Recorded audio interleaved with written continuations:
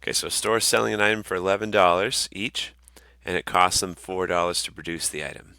So they have 10,000 customers per year, but it says that the number of customers per year is increasing. Um, they also expect the cost of producing the product to increase by $1 per year. So there's some variables going on. There's some things shifting, and they're saying they might even decide to change the price after a certain amount of time.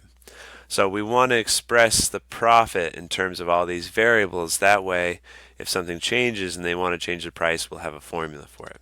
So part one is asking us to construct an equation for the profit. And profit is revenue, which means the amount of money you take in, subtracted by the expenses, the cost of producing those items. So if we're supposed to use these variables, S is the sales price, the revenue will be the sales price times the number of items we sell. Okay, right now it is $11 for the sales price, but we're told to keep it as a variable. And the number of items, we're told to keep it as N, because it depends on the year, right? N depends on whether we're talking about year 2 or year 3 or year 1, because the year matters since we're increasing by 1,000 customers per year. So we've got that as a variable. This represents our revenue. The sales price for each item times the number of items sold, that's how much money we're bringing in. And then the cost is also a variable, so cost, expenses, those are almost synonymous. We'll put a C there for the cost per item. But we also need to multiply that by N, because maybe I can add some language there. That's the cost per item, C. And so if it's $5 per item, we need to multiply that by the number of items to compute the total profit. So there's our equation, Sn minus C times N. That's the equation for how much money we're bringing in. Part 2, how much will the company make in profit? So we're asked to calculate P. If the cost of producing the product is $5, so C is going to be 5 over here. And they expect to sell 12,000 products. And since they haven't told us anything about the price of each product, we're going to assume that they're keeping it at that $11 that they said that they're not going to change. So we're going to put an 11 in for the sales price, and then the number of items is 12,000 again. So the profit, this is still no calculus going on. We're just doing 11 times 12,000. And then we want to take that and subtract it by 5 times 12,000. Oh, I did 120,000.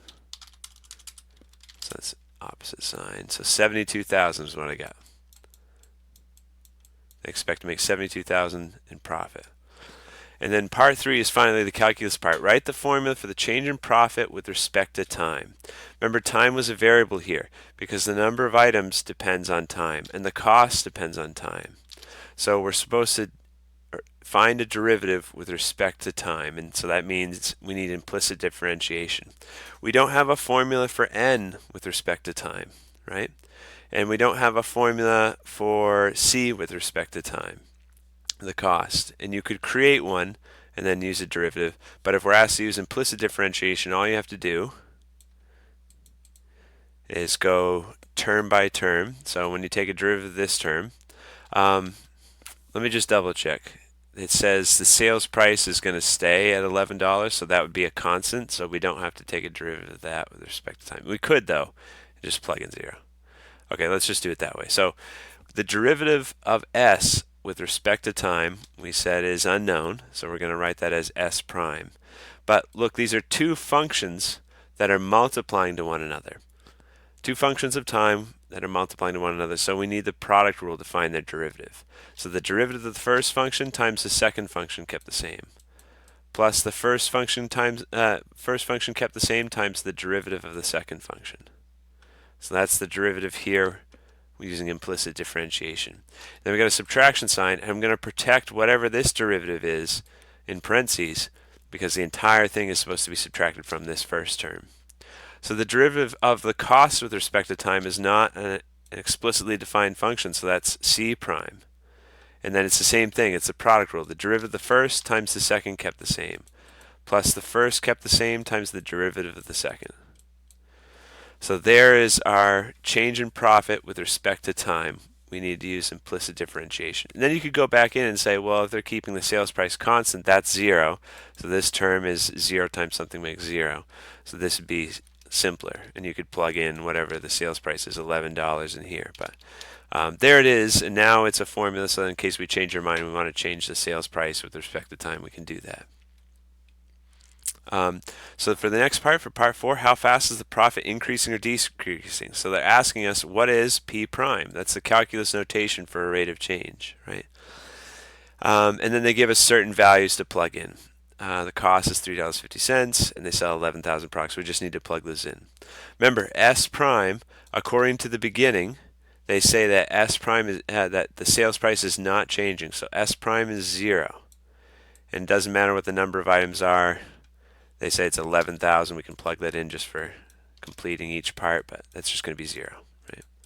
And then S, the sales price, is constant at $11 for my problem, so I'm plugging in 11 in here.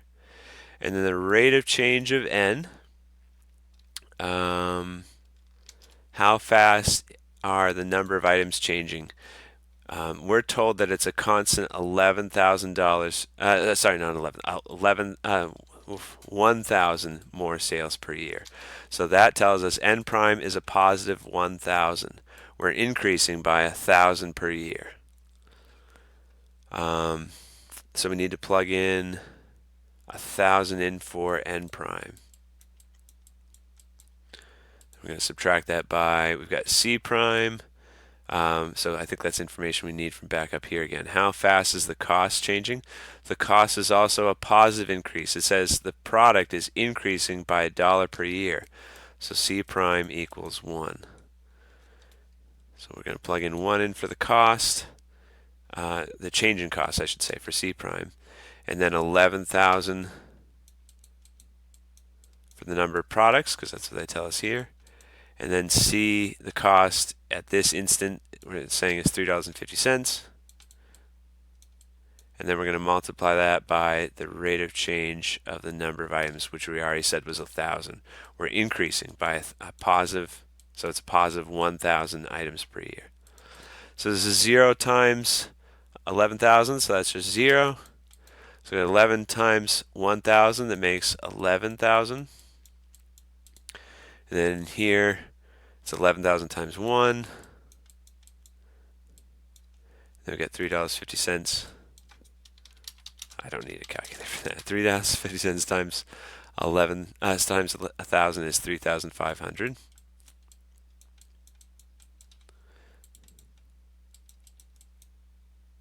I think I got an extra 0 here. Sorry, that is an extra 0. 11,000. That should be 11,000. And then in here,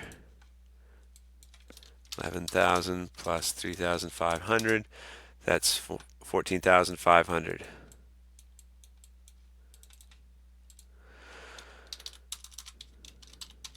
So we have negative 3,500 for P prime. So that means when the cost of each product gets to $3.50, so halfway between, what is that,